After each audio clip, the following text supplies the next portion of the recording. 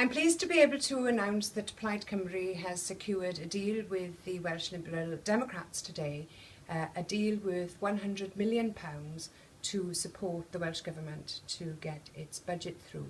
The deal comes in two parts. An intermediate care fund, our close-to-home care fund, will provide funds for local authorities to work with health services to provide care for people in their homes.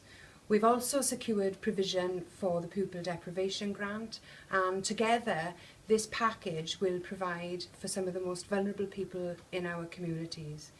2 robotic prostate cancer arms will also help people save around £15,000 that they currently spend on private care in England.